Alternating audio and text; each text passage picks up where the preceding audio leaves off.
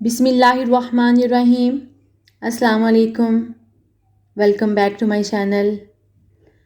ہمیشہ کی طرح آج یہ نہیں کہوں گی ایک پیاری سی مارننگ کے ساتھ، بلکہ آج یہ کہوں گی کہ ایک اداس سی مارننگ کے ساتھ۔ آپ سب کیسے ہیں؟ آئی ہوپ آپ سب بالکل ٹھیک ہوں گے۔ اور آج کی صبح اداس کیوں تھی؟ کیونکہ آج میرے ہسبینڈ کی ایک سرجری تھی، اور بس صبح اسی لیے تھوڑا دل پریشان تھا۔ بچوں کو اسکول بھیج کے 11 بجے جب نتاشا آئی تو اس کے ساتھ میں مارکیٹ گئی، کیونکہ مجھے بریڈ وغیرہ لینی تھی۔ اور وہ جلدی سے لے کے جب میں گھر آئی تو اس کے بعد بچوں کو میں نے کھانا وانا دیا، نماز پڑھی۔ پھر تقریباً 2 بجے ایمبولینس نے آنا تھا تو میں نے اپنے ہسبینڈ کے ساتھ ہاسپٹل جانا تھا۔ اب پتہ نہیں کیوں میرے ہسبینڈ آج صبح سے بہت زیادہ اداس ہو رہے تھے۔ کچھ لاسٹ والی سرجری جو تھی ان کی، اس نے بہت تکلیف دی تھی لاسٹ منتھ میں جو ان کی ہوئی تھی، اور ہائی بلڈ پریشر کی وجہ سے ان کے جو سٹچ تھے وہ بھی اوپن ہو گئے۔ 3 دن تک بہت زیادہ ان کی بلیڈنگ ہوئی، بہت زیادہ بلڈ آتا رہا۔ بس کچھ اس وجہ سے خوفزدہ تھے،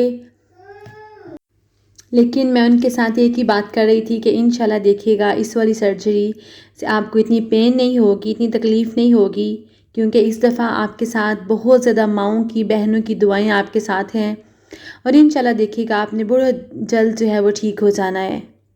بس جیسے ہی ایمبولینس آئی ہم لوگ ہاسپٹل جا رہے تھے تو رستے میں ایک بات میرے بہت زیادہ مائنڈ میں آ رہی تھی کہ اس دنیا میں رہتے ہوئے بھی دنیا کے کئی رنگ روپ ہیں۔ ایک وہ لوگ ہیں جو دنیا کی رنگینیوں میں کھو چکے ہیں، اور ایک وہ لوگ ہیں جن کی زندگی ہاسپٹل سے گھر اور گھر سے ہاسپٹل ہے۔ سب سے پہلے تو اللہ تعالیٰ تمام بیماروں کو شفائے کاملہ اور عاجلہ دے، اور جتنے بھی مسلمان، مومن مسلمان اس دنیا میں جہاں کہیں بیمار ہیں، پریشان حال ہیں، اللہ پاک زین العابدین کی بیماری کے صدقے تمام بیماروں کو شفائے کاملہ دے، اور ان سب کے صدقے اللہ پاک میرے ہسبینڈ کو بھی جلد از جلد صحت کاملہ عطا کرے، اور وہ جلد بالکل پہلے کی طرح ہو جائیں۔ اور انشاءاللہ وہ وقت بہت دور نہیں ہے، بلکہ وہ شام ختم ہونے والی ہے، اور وہ صبح بہت جلد آئے گی آپ سب کی دعاؤں کے ساتھ انشاءاللہ۔ اور راستے میں جاتے ہوئے بھی بس میں یہی دعائیں کرتی جا رہی تھی کہ اے رب مالک و مولا، اے رب ارض السماوات، معجزے تیرے ہاتھ میں ہیں، اور تیرے ایک کن کہنے کی دیر ہوتی ہے۔ اللہ پاک جلدی سے وہ کن کہہ دے اور میرے ہسبینڈ جلدی سے ٹھیک ہو جائیں۔ کہتے ہیں نا کہ اپنی تکلیف شاید برداشت ہو جاتی ہے، لیکن اپنے پیاروں کا دکھ، اپنے پیاروں کو تکلیف میں دیکھنا، یہ بہت قرب والی بات ہے، اس چیز سے بہت اذیت ہوتی ہے۔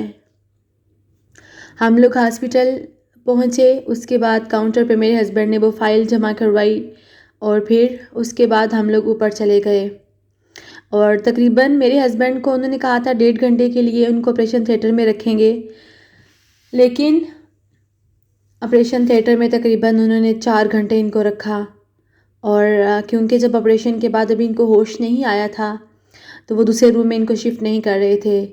اور یقین کریں کہ وہ وقت ایک بہت زیادہ مشکل وقت تھا میرے لیے، ایسے لگ رہا تھا کہ جیسے وقت رک گیا ہے، وقت گزر ہی نہیں رہا۔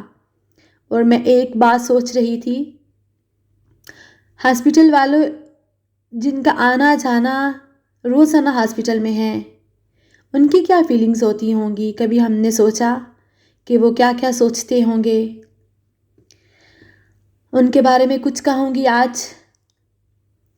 میں جس جگہ ہوں وہاں زندگی معمہ ہے، میں جس جگہ ہوں وہاں زندگی معمہ ہے، ابھی تو نوحہ، ابھی دل نواز نغمہ ہے، ابھی حیات، ابھی موت، ابھی سکون، ابھی غم، یہ ہسپتال کی دنیا عجیب دنیا ہے۔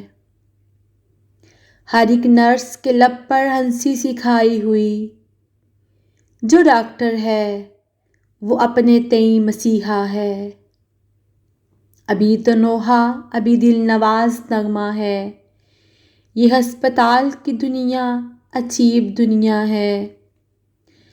امید شوق کی صبح، ناحسیں خیال کی شام، بڑی اداس سی رہتی ہے ہسپتال کی شام، سویرا آئے تو دل میں دبی دبی امید، پھر اس کے بعد وہی غم، وہی ملال کی شام۔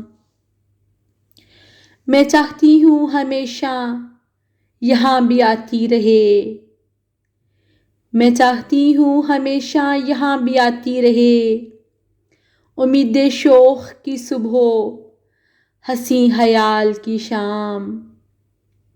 جو ہوں مریض، جو ہوں مریض انہیں راحت دکھائی دینے لگے، جو ہوں مریض انہیں راحت دکھائی دینے لگے، ہر ہسپتال میں جنت دکھائی دینے لگے، ہر ہسپتال میں جنت دکھائی دینے لگے۔ بس جب وہ میرے ہسبینڈ کو لے کے روم میں انہوں نے شفٹ کیا اور مجھے کہا کہ آپ مل سکتے ہیں، تو پتہ نہیں میرے دل پہ کیا کیا بیت رہی تھی، لیکن اپنے آپ کو بہت مضبوط کیا اور ہسبینڈ کے پاس جب میں گئی اور انہیں کچھ کھانے کے لیے دیا، وہ کھانے کے لیے آئس کریم تھی اور پینے کے لیے جوس تھا، کیونکہ اس کے سوا وہ کچھ کھا نہیں سکتے تھے۔ پھر ہم لوگ گھر آئے۔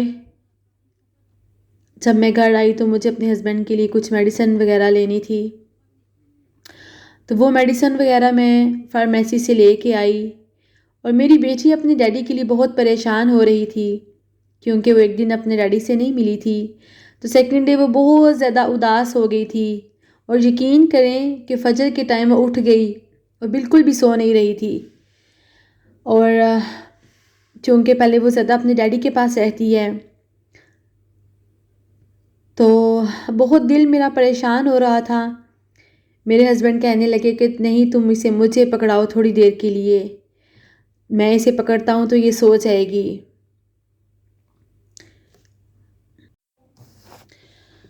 پھر وہ اپنے ڈیڈی کے پاس تھوڑی دیر کے لیے گئی اور وہیں پہ وہ اپنے ڈیڈی کے پاس سو گئی۔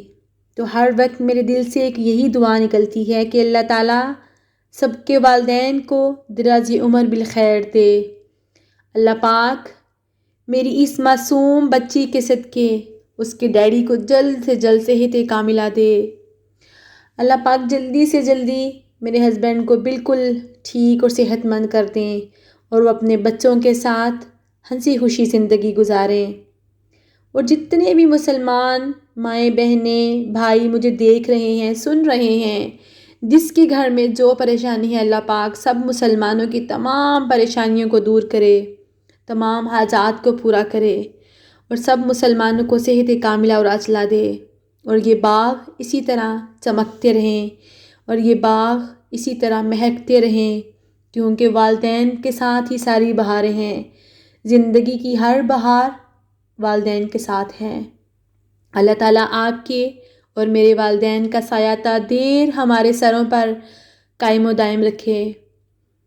بس جاتے ہوئے ایک ریکویسٹ، میرے ہسبینڈ کی صحت یابی کے لیے ضرور دعا کیجیے گا، اپنا ڈیڑھ سرہ یاد رکھیے گا، مجھے دعاؤں میں یاد رکھیے گا۔ اللہ حافظ۔